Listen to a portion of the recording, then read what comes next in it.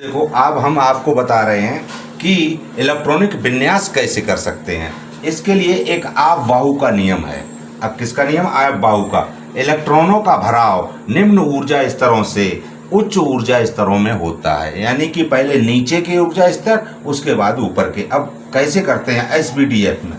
तो देखो लिखो 1s 1, अब एक एक बढ़ाते जाओ। कई ऑर्बिटल है? SPDF है आपके पास। तो अब एक दूसरे में S और 2p, और तीसरे में 3s 3p और 3d बढ़ गया, और 4 में 4s 4p और 4d, और एक बढ़ाओ 4f।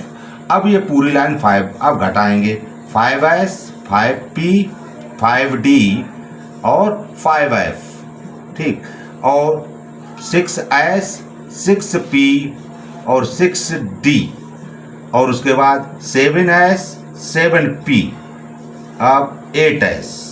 पहले एक एक बढ़ाया 4 तक और फिर 5 से घटाया। अब करते क्या, इलेक्ट्रॉन कैसे भरते हैं? इसे तिरछा काटते हैं इस तरह, और उसकी पूंछ की तरफ से चलते हैं। तिरछा काट देंगे और उसकी पूंछ की तरफ से चलेंगे, तभी हमारा इलेक्ट्रॉनिक विन्यास सही भर जाएगा। फिर हमें कोई दिक्कत नहीं होगी।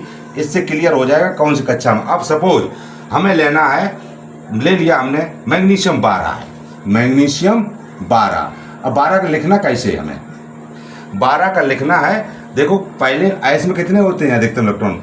2, तो 1s2, और उसके बाद फिर 2s2, और फिर 2p6, और फिर 3s2 3s2। गिनो कितने हुए इलेक्ट्रॉन? 2 2 4 6 10 और 2 12। अर्थात ये आवर्त संख्या है, अर्थात ये जो मैग्नीशियम तत्व है हमारी आवर्त सारणी में तीसरे आवर्त में है। किसमें है? तीसरे आवर्त में, दूसरे नंबर पर S ब्लॉक में। तो ये हमारा कौन सा था? S block. कौन सा था? ये S ब्लॉक था। और ये देखो S ब्लॉक में दूसरे नंबर पर। इसी तरह हम सभी के इलेक्ट्रॉनिक विन्यास निकाल सकते हैं और पता कर सकते हैं आवर्त सारणी में वो किस जगह तत्व है। जैसे मैग्नीशियम पहला आवर्त, दूसरा आवर्त, तीसरा आवर्त, तीसरा आवर्त, देखो आया तीसरा आवर्त, और S2 है। इन्हें पहली वाली लाइन S1 है और ये S2, ये P1 P2 P3 P4 P5 P6। इस तरह हम पूरी इसकी रूपरेखा निकाल सकते हैं, और इसी पर सब केमिस्ट्री घूमती है।